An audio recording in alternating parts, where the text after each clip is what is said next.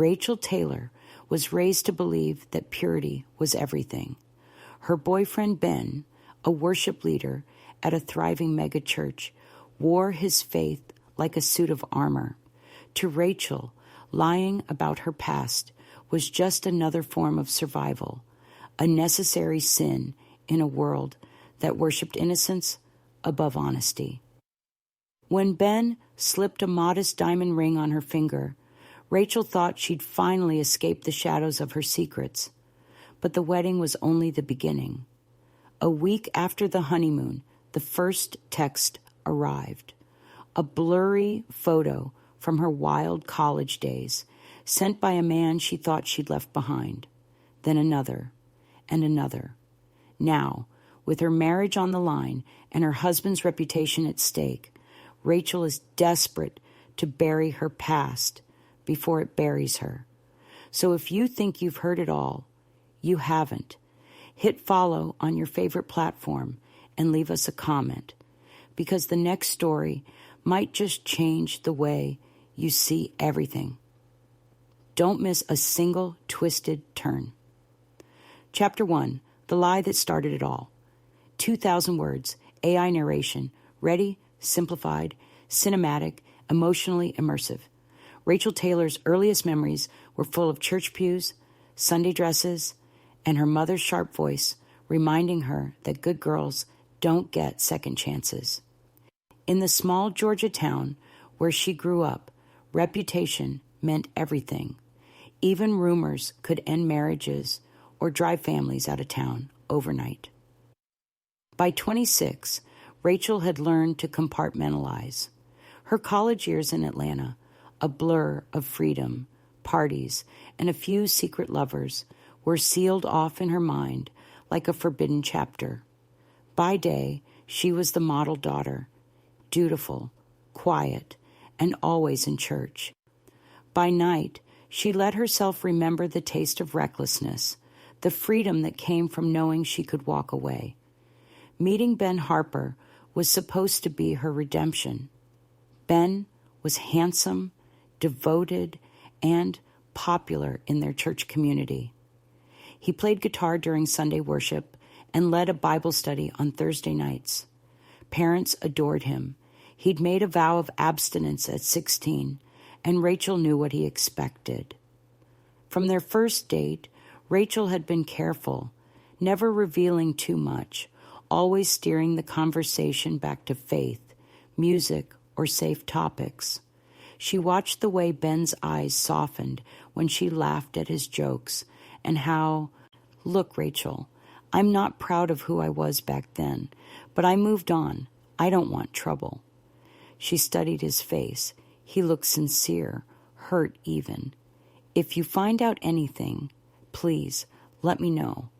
He nodded, giving her his number. "Be careful, Rachel. Atlanta's not the only place people hold grudges." New suspects. Driving home, Rachel replayed the encounter. If Derek wasn't involved, then who was? Someone else from college? Carmen? Her mind spun with possibilities. Back at home, Amber and Rachel brainstormed late into the night. Names, old roommates, jealous exes, people she'd wronged. Rachel realized how many loose ends she'd left in her quest to appear perfect. Then Amber said, "What if it's not about revenge? What if it's about money or power? Someone who knows what this would do to Ben, to his family." Rachel nodded slowly. "Carmen, she knows something. I can feel it." The breakdown. By Thursday, Rachel was a wreck. Ben noticed. "You've barely slept. Is something wrong?" She wanted to tell him everything. The words sat on her tongue, heavy and sharp, but each time she tried, she saw his face crumple in her mind, his trust shattered. Instead, she lied. "Just nerves. First month of marriage and all." Ben hugged her. "I love you, no matter what." Rachel bit her lip, holding back tears. A final warning. That night, the final message arrived. "Time's up tomorrow. 10K, or the video goes public. Check the Dropbox for instructions." Attached was a link and a password. Rachel clicked through, heart racing. A single folder labeled Confessions.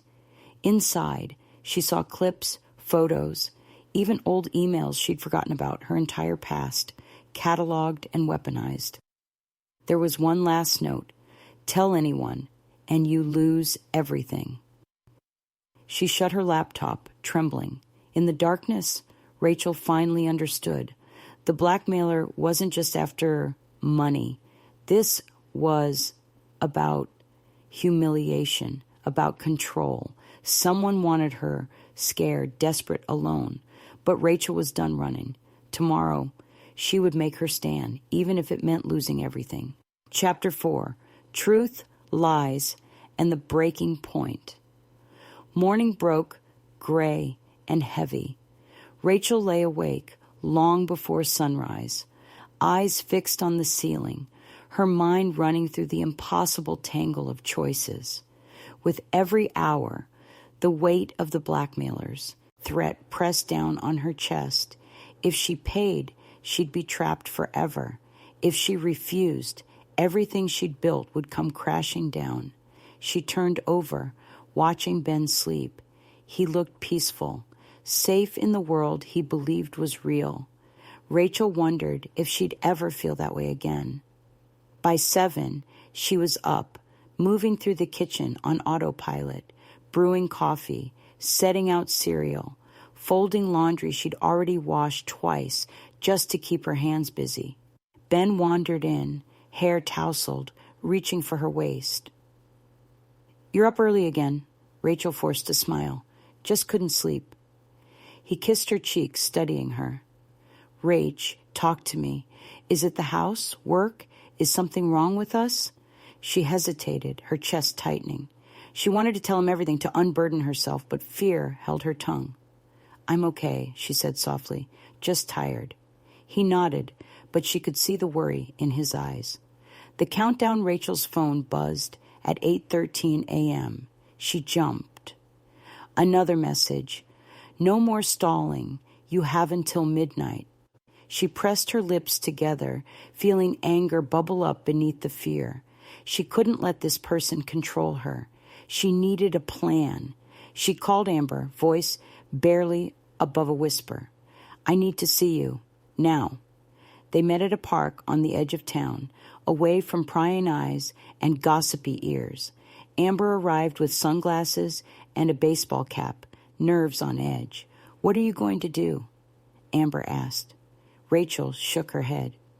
"I can't pay, and if I do, they'll just come back for more. But if I do nothing, my whole life falls apart." Amber sighed. "What if you flip the script? Don't give them what they want. Take control." Rachel looked at her, uncertain. "How?" Amber thought for a moment. "Maybe you find out who they are before midnight. Maybe you threaten them. Make them believe you're not afraid." Rachel considered it. For the first time in weeks, she felt a glimmer of hope. "If I'm going down, I'm not going alone." The investigation, Amber and Rachel split up.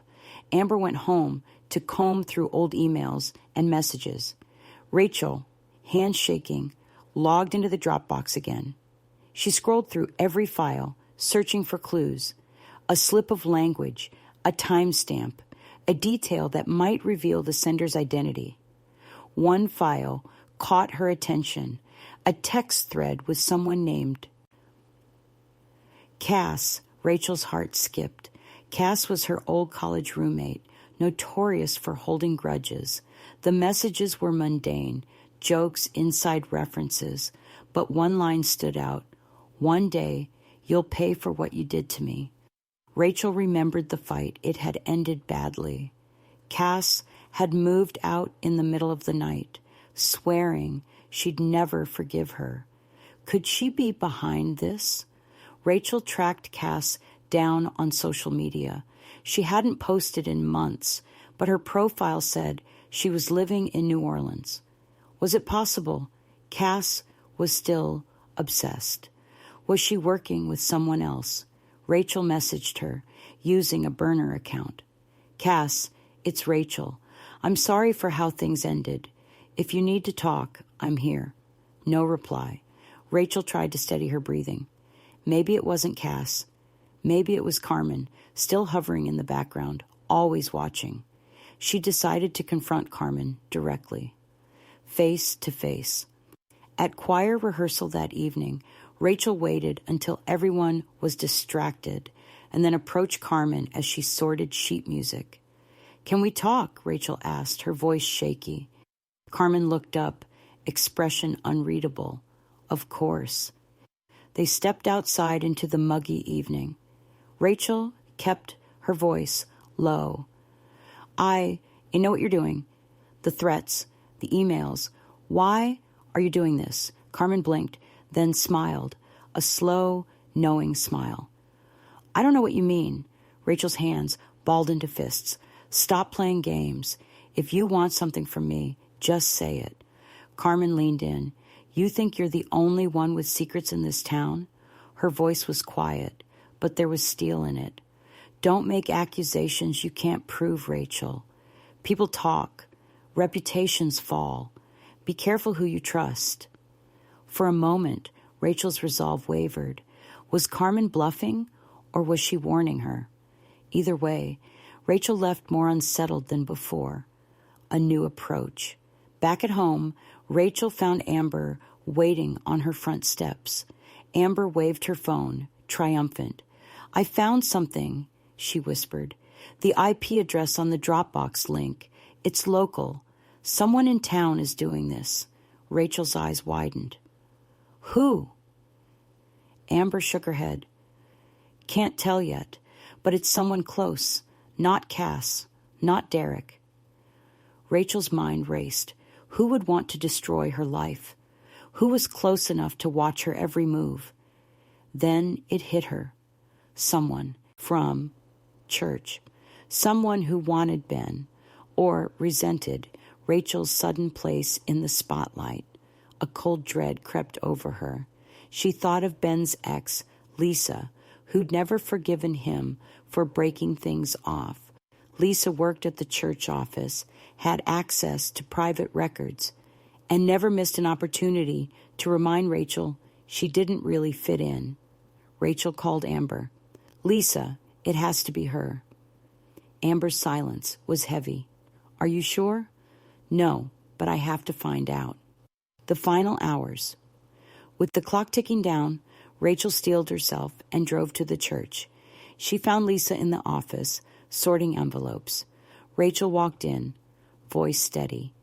"Lisa, can I talk to you?" Lisa looked up, wary. "About what?" Rachel closed the door. "I know what you're doing. The blackmail, the threats. Why, Lisa?" Lisa scoffed. "I have no idea what you're talking about." Rachel leaned forward, her voice cold. "You always said Ben deserved better, that he needed someone pure." "Well, I'm not. I lied. But you're a coward." For a split second, something flickered across Lisa's face. Fear, then anger. "Careful, Rachel. Accusations like that can ruin a person." Rachel stepped back, suddenly unsure. Was Lisa guilty or just vindictive? She left the office shaken, her head pounding. The line between friend and enemy was blurring. Decision time midnight approached. Rachel sat in her car outside the church. The town's lights blurred through the windshield. She clutched her phone, watching the seconds slip away. Her email dinged. A new message. "You failed. Check your phone." A minute later, a group text pinged. Ben, his parents, Rachel's mother, Lisa, the pastor, everyone. The video began to upload. Rachel screamed, fumbling with her phone, desperate to stop it. She called Amber, sobbing. "It's happening. I can't stop it." Amber's voice was frantic. "Wait. Hang up and meet me at my place now." Rachel floored the gas, tires screeching. As she sped through the empty streets, her phone buzzed again. A message from the blackmailer taunting her. You never deserved your happy ending. But Rachel was done playing the victim. Tonight, she would fight back, even if she lost everything. Chapter 5, Shattered Illusions. Rachel tore through town, heart pounding, headlights blazing through the darkness as she sped toward Amber's apartment. Each minute felt like an hour. In her mind, the nightmare was already playing out. Ben's shocked face, his parents' horror, whispers spreading like wildfire through the church. Everything she'd built, everything she'd lied for, gone in an instant. She skidded into the parking lot, slammed the car door, and raced up the stairs 2 at a time. Amber was waiting, wide-eyed, clutching her phone. "Come in, quick," she hissed, ushering Rachel inside. Rachel nearly collapsed onto the couch. "Amber, it's over. The video's out there. Everyone will know." Amber shook her head, eyes wild. "Not yet. I think I stopped it. I intercepted the group message. I hacked the link before it went live. No one has seen it yet. But whoever's behind this is watching. They're not done." Rachel could barely breathe. "How? How did you—" Amber waved her off. "We don't have time for that. Listen, we need to figure out who's doing this before they try again. And we need to tell Ben before he hears from someone else." Rachel's body sagged with exhaustion. "He'll hate me, Amber. Everyone will." Amber knelt beside her. "He loves you, Rachel. Give him the truth before someone else twists it." The confession sunrise crept in through the blinds, pale and uncertain. Rachel's nerves felt raw. She barely slept. By morning, she made up her mind. She drove home, feeling like she was walking into her own execution. Ben was in the kitchen, scrolling through his phone, still blissfully unaware. Rachel's voice shook. "Ben, can we talk? Now?" He turned, immediately concerned. "Of course. What is it?" She took a breath that felt like it might be her last. "I lied to you. About everything. About my past." He frowned, confused. "What do you mean?" She closed her eyes, forcing the words out. "I wasn't a virgin when we met. I pretended because I was scared. I thought you'd leave. I wanted you to love me so badly. But there's more. Someone's blackmailing me. They have a video from years ago." Ben stared at her, eyes wide with shock, his face draining of color. Rachel kept going, tears streaming down her cheeks. "I'm so sorry. I tried to fix it, but it's all coming out. I needed you to hear it from me." For a long time, Ben said nothing. Rachel's heart pounded in the silence. Finally, he spoke, soft, broken. "Why didn't you trust me? Why would you lie to me?" She tried to reach for him, but he pulled away, pain etched into every line of his face. "I don't even know who you are, Rachel." The fallout Ben left the house. Rachel heard his car pull away and stared at the door, numb and shaking. She wandered from room to room, memories swirling, her wedding dress hanging in the closet, the photo of them at the altar, the letters they'd written each other on their first anniversary. Was it all a lie or just her part in it? Her phone buzzed again. Unknown number. That's more like it. Now you know how it feels. Rachel hurled her phone across the room, shattering it against the wall. Amber arrived soon after, pulling Rachel into a hug. "You did the right thing. No more secrets, no more running." Rachel sobbed. "I lost him. I lost everything." Amber stroked her hair. "You still have me, and you're stronger than you think. We're going to end this, Rachel, no matter what it takes." Unmasking the enemy, Amber set up her laptop, determined to trace the last digital breadcrumbs before the blackmailer could strike again. She used every tool she knew, digging into old emails, encrypted messages, network logs. Rachel sat beside her, silent, drained. Hours passed. Then finally, Amber sat up straight. "Rachel, look at this." She pointed to a login, an IP address that didn't match any from the church or from their circle of friends, but there was a familiar pattern. Carmen's name appeared as a reference point in several file exchanges. Carmen, always in the background. Carmen, who seemed to appear wherever Rachel went. Rachel clenched her fists. "It's her. It has to be." Amber nodded grimly. "We need proof, and you need closure." The confrontation that evening, Rachel called Carmen, voice steady. "I know what you've been doing. Meet me at the park. Tonight.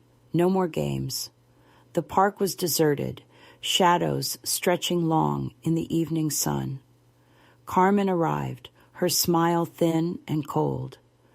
"Is this about your little secrets, Rachel?" she said. Rachel squared her shoulders. "You want to ruin me? Fine, but I'm not afraid anymore. You want to destroy my life, my marriage? Do it. I won't pay you a cent." Carmen's eyes narrowed. "You think anyone will forgive you once they see the truth.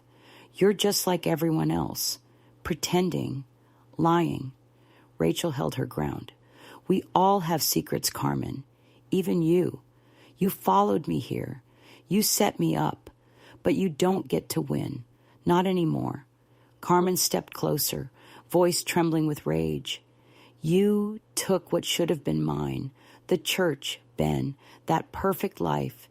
You think you're better than me?" Rachel shook her head, tears in her eyes. "No, but I won't be your victim." Suddenly, Carmen lunged, trying to snatch Arya Sarswell's purse. Amber, hidden nearby, rushed forward, recording everything on her phone. The confrontation grew loud, chaotic, drawing the attention of a passing couple who dialed 911. The police arrived minutes later. Amber showed them the messages, the videos, the digital trail. Carmen was arrested, her threats finally exposed. Aftermath. The next morning, Rachel sat at her kitchen table, staring out the window as dawn broke over the town. She felt hollow, raw, but also relieved. The secret was out. The blackmailer was gone. Amber sat with her, pouring 2 mugs of coffee. "It's over, Rach. You did it." Rachel nodded. "But what about Ben? About everyone else?" Amber squeezed her hand.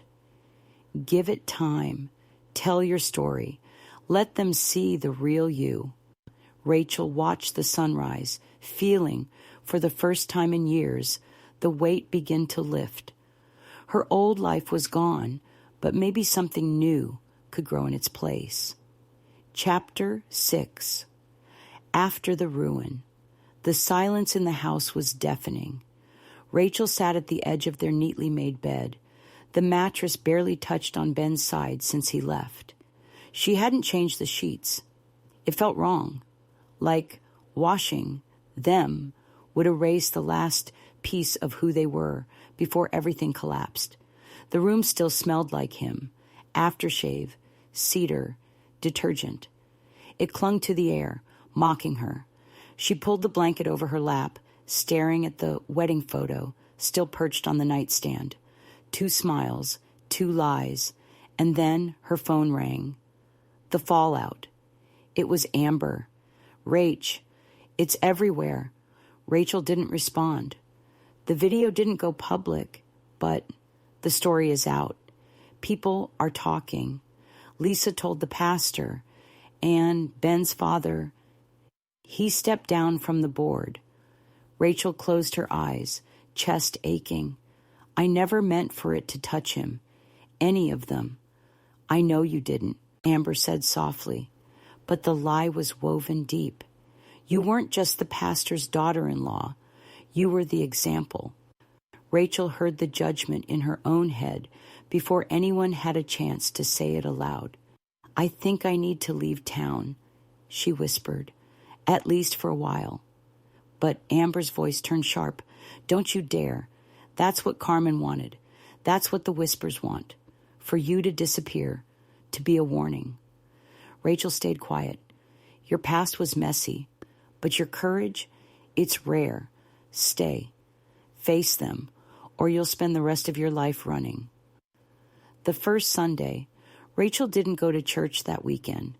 She couldn't, but Amber did, and she called the moment it ended. "Ben was there," she said. "He played guitar, but he didn't speak. Everyone watched him like a ghost, like they were waiting for him to break."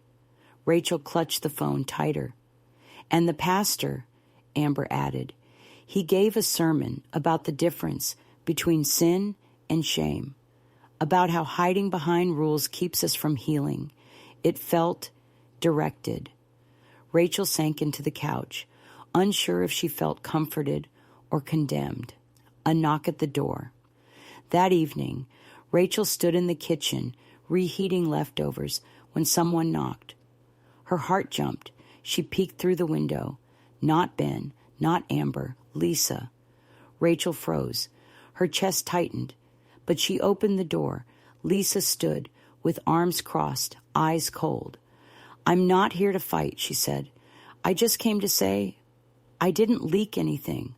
I told the pastor yes, because I thought he deserved to know, but I didn't blast it online.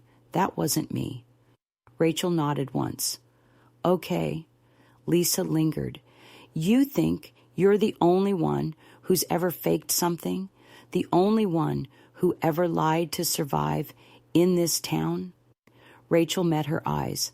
"I don't think that, but I carried it alone, and I paid the price." Lisa softened slightly. "They'll never fully forgive you. Some of them, anyway. But some will. That's how it works around here. One day at a time."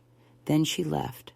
Rachel closed the door, heart heavy, but oddly a little steadier. The letter. That night, she wrote Ben a letter. Not to win him back. Not to explain what couldn't be explained. Just to tell the truth.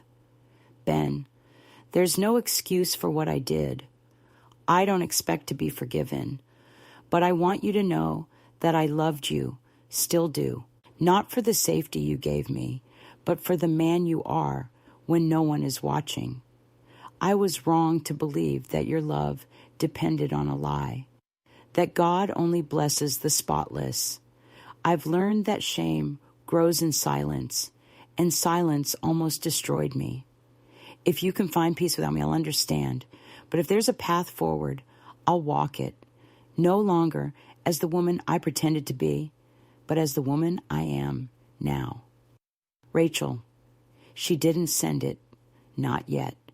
A flicker of hope. The next morning, she walked to the park bench near the church where she'd once met Carmen. This time, the wind was gentle, the air cool, the town quiet. And there, across the street, she saw him, Ben. He was alone, leaning against the hood of his truck, staring into the distance. Rachel's heart stuttered. She started walking toward him, but halfway across, she stopped. He hadn't seen her, and for the first time, she didn't run. She didn't hide. She just stood and waited. Chapter 7. Grace. After the storm. The church bell rang on a cloudless Sunday morning. Rachel lingered outside, hands clasped tightly, feeling the hesitant warmth of the sun on her face. This was the first time she dared to come back since everything had fallen apart. Whispers had already reached her about the video, the arrest, Ben's heartbreak. In a small town like this, rumors moved faster than Grace. Amber waited by the door. "Ready?" she asked softly. Rachel nodded, though her heart was pounding. She wore no makeup, her hair pulled back, her eyes still raw from too many sleepless nights. This time, She wasn't hiding. She wasn't pretending. She stepped inside, heads turned. Ben's mother looked away. Friends from choir, who once embraced her, now avoided her gaze. But she walked forward, spine straight, each step a choice to keep going. The pastor saw her and paused mid-conversation. His eyes softened. "Rachel, good morning." Rachel's voice shook, but held firm. "I'd like to speak to the congregation. Please." A hush fell as the pastor nodded and led her to the front. Amber followed, silent support. Rachel stood at the pulpit facing the rows of familiar faces, some angry, some curious, a few kind. She took a breath, voice steady. "I lied to you all. I pretended to be someone I wasn't. I was so afraid of losing the life I wanted, I let fear decide for me. My past is not what you thought. I let shame turn me into a liar, and I hurt the person I love most." Ben sat in the back row, face unreadable. Rachel's chest ached. "I am sorry, not just for lying, but for believing I had to, for thinking love depended on a story I made up. Some of you may never forgive me. That's your right, but I'm here because I want to live honestly, even if it costs me everything." The room was silent, every eye fixed on her. The pastor spoke, gentle but honest. "We all need grace, Rachel. Thank you for your honesty. We can choose how we respond. I hope we choose to forgive." A murmur of voices followed. Some turned away. Others nodded. Rachel left the stage, her heart racing, but lighter, rebuilding. The weeks that followed were hard. Ben stayed away, living with his brother. Rachel started volunteering at the shelter, trying to fill her days with something useful, something real. She met with the pastor, sometimes with Amber, talking about shame and forgiveness, about how a lifetime of pretending can leave scars deeper than anyone sees. Amber's friendship never wavered. "You get to decide who you are now, Rach. Nobody else." Some nights, Rachel cried herself to sleep. Other nights, she wrote in her journal, listing things she liked about herself, honest things for the first time. She saw Ben at the grocery store, at a distance, and her heart twisted. She let him be, giving him the space he needed. Closure Carmen was sentenced for harassment and extortion. The town moved on, slowly, fitfully. A new scandal replaced the old. Whispers died down. Rachel found herself less afraid each day. One evening, months later, Ben knocked at her door. He looked thinner, older, but his eyes were gentle. "Can we talk?" he asked. She nodded, her hands trembling. He sat at the kitchen table, where so much had happened. "I'm not here for apologies," Ben said. "I've had time to think. I love the idea of you, Rachel, the perfect story, the perfect wife. But I see now that wasn't fair, to you or to me." Rachel's eyes stung. "I'm so sorry, Ben. I would have told you everything if I thought I could, but I was so afraid." He nodded. "We both made mistakes. I believed in purity, not in grace. I should have made it safe for you to be." He'd blush if she touched his hand. For months, their physical affection was limited to quick hugs or a chaste kiss goodnight. Rachel's mother, Mrs. Taylor, noticed. "You're doing the right thing, honey," she'd say, smoothing Rachel's hair. "You're going to have a beautiful, blessed marriage." Rachel smiled and nodded, shoving guilt deeper down. As their relationship grew, Ben became more serious about marriage. He talked about starting a family, finding a house close to his church, and raising children with the right values. The pressure built, especially as friends and family asked if Rachel was waiting too. She told herself that one more lie wouldn't matter. When Ben finally proposed, Kneeling in front of the whole congregation on Easter Sunday, Rachel heard applause echo through the church. She put on a show, trembling hands, watery eyes, a yes whispered like a prayer. Ben's mother wept with joy. Rachel's own mother hugged her so tightly she could barely breathe. But that night, Rachel lay awake, heart pounding, replaying every risky moment of her past. Names and faces blurred together. Would anyone ever find out? Had she deleted every photo, every message? She reminded herself that she was different now. She could be the person everyone wanted her to be.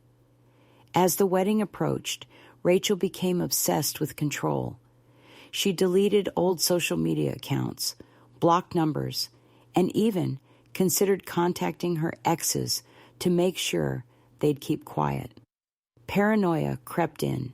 Every unknown call, every random friend request felt like a threat. Rachel's best friend, Amber, noticed her nerves. "You okay, Rach?" she asked, pouring coffee at a diner booth a week before the wedding. Rachel lied smoothly. "Just wedding jitters." Amber smiled. "You've got nothing to worry about. Ben is obsessed with you." That night, Rachel scrolled through old photos one last time, deleting any trace of her wild years. She'd heard stories of other women being exposed, tales whispered in church parking lots, reputations ruined in a single day.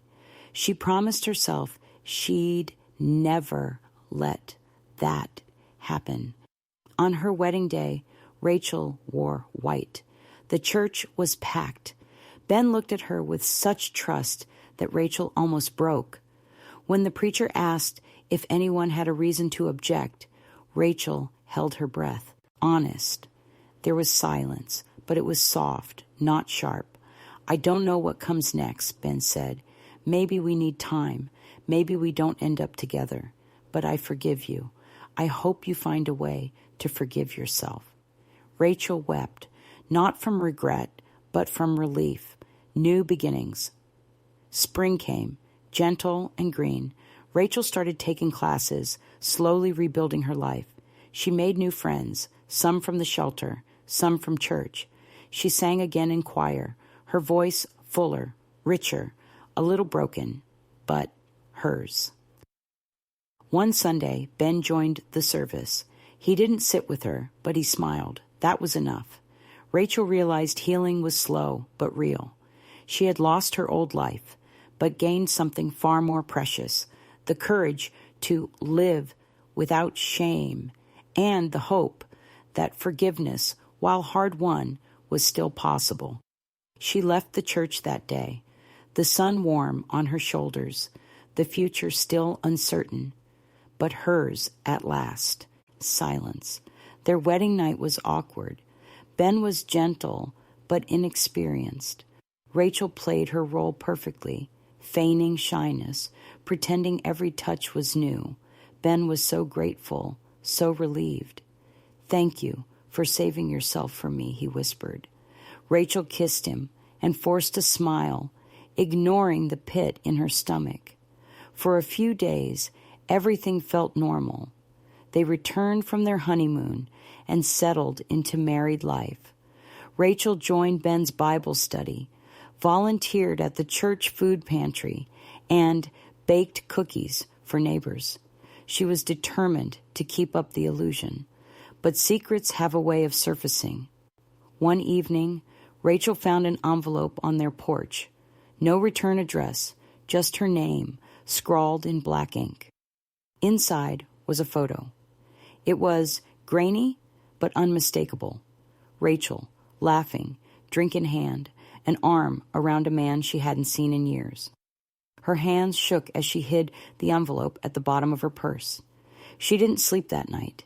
Every sound outside sounded like a threat. Was someone watching? Did they want money or revenge? Rachel tried to act normal around Ben, but he noticed the tension. "You sure you're okay?" he asked, rubbing her back. She smiled and said she was tired, but deep down Rachel knew her past was catching up. She just didn't know how bad it would get.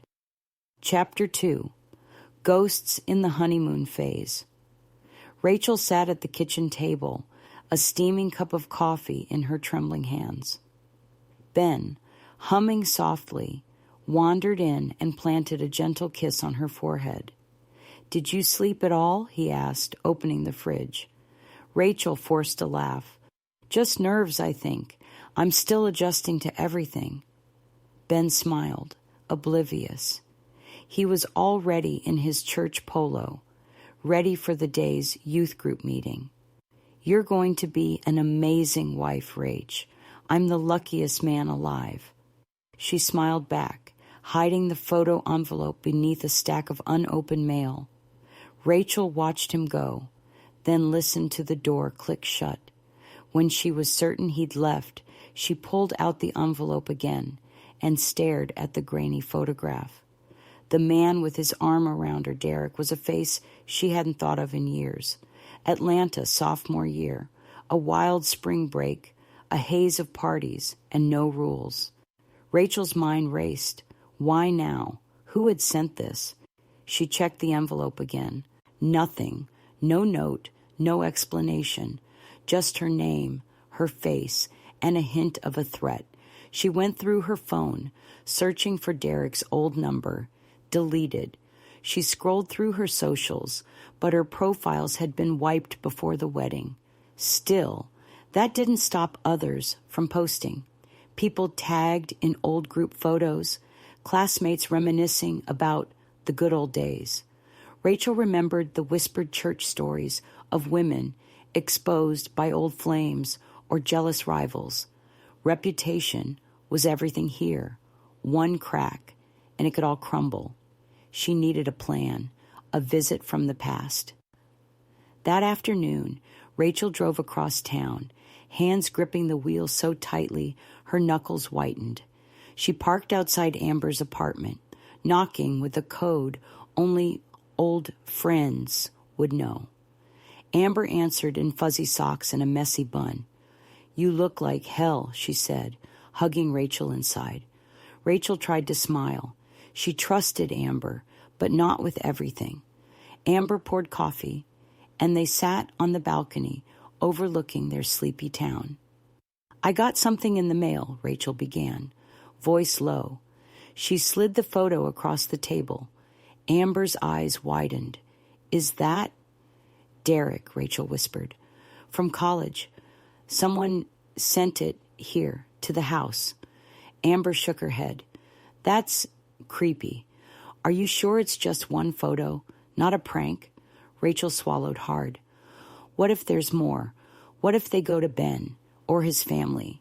Her mind flashed through every Sunday potluck, every women's Bible study. The gossip alone would destroy her.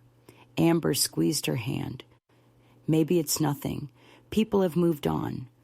Rachel wanted to believe her, but that night, lying beside Ben, she kept replaying the image. What if there was more, worse, out there? Sunday service.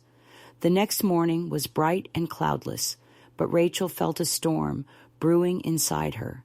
At church, she pasted on a smile, greeting Ben's parents and shaking hands with parishioners.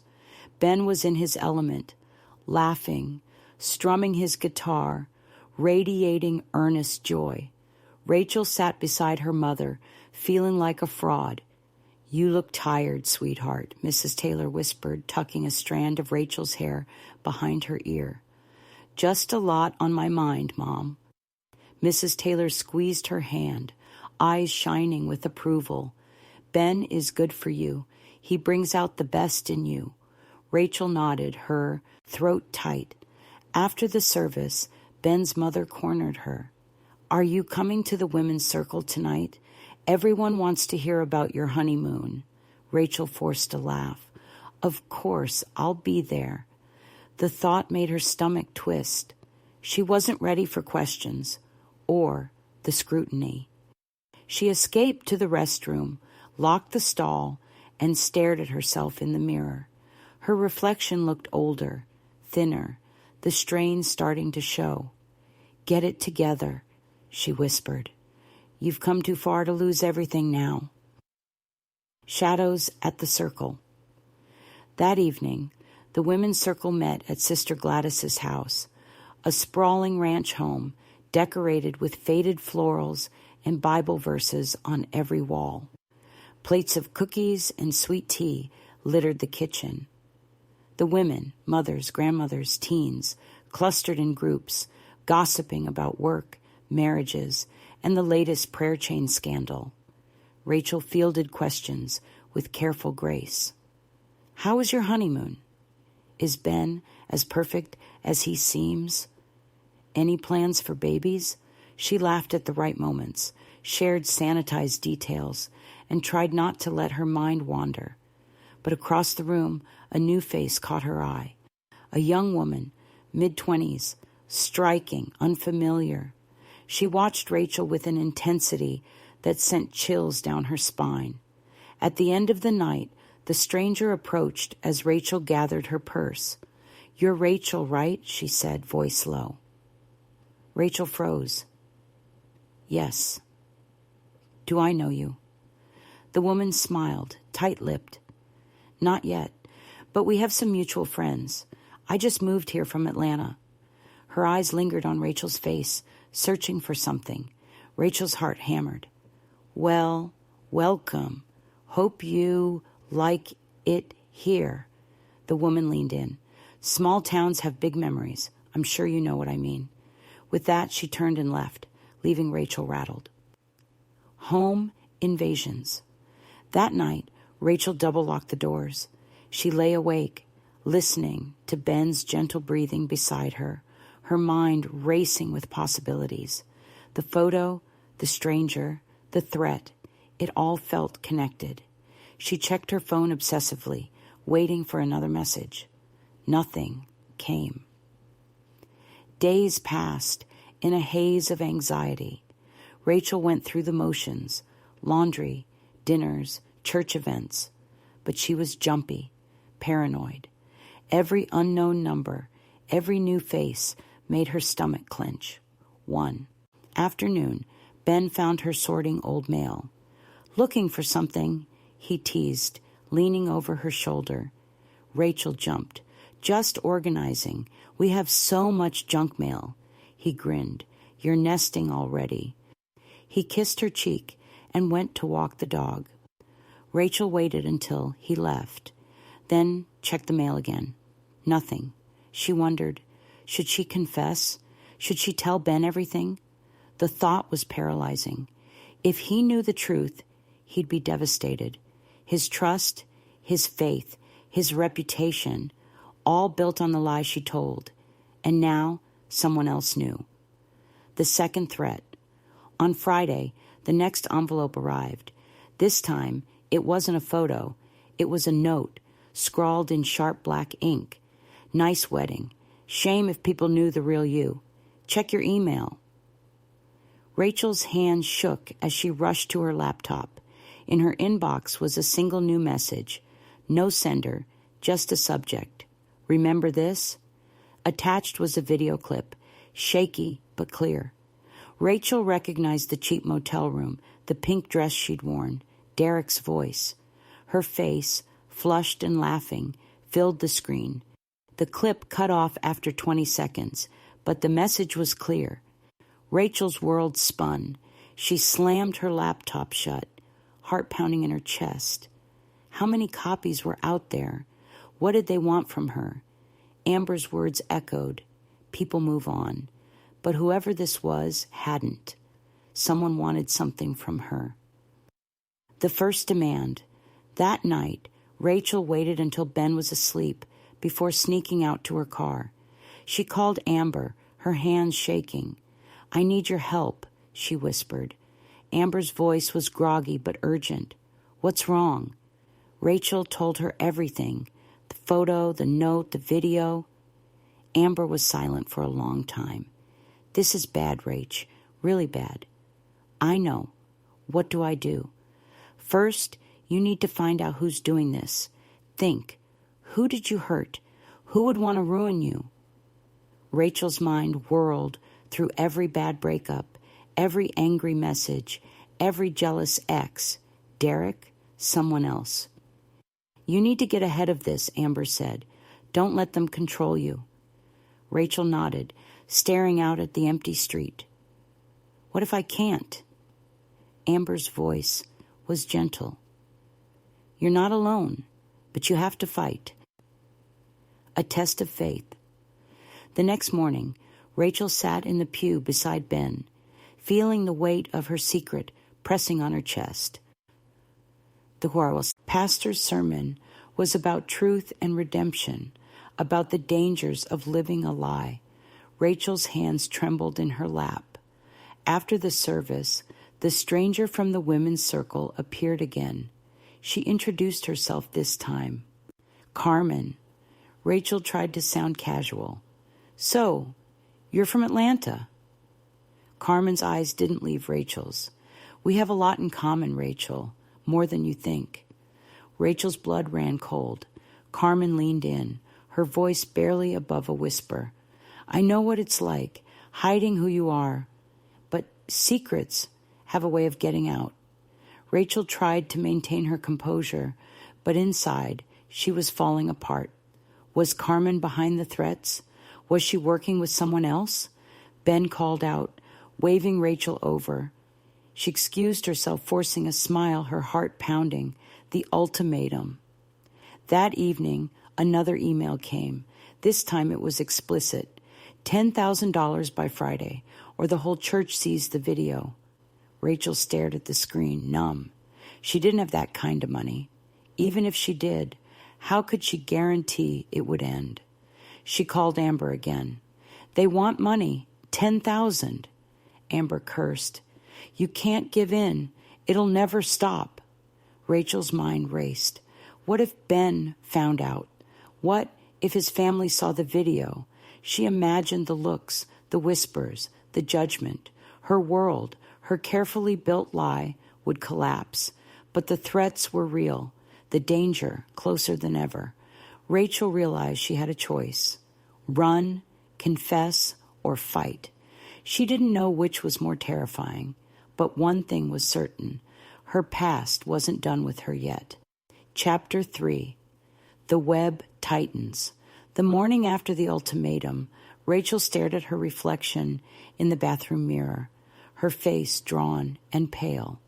The silence in the house felt heavier than usual, broken only by the distant sound of Ben's radio in the kitchen.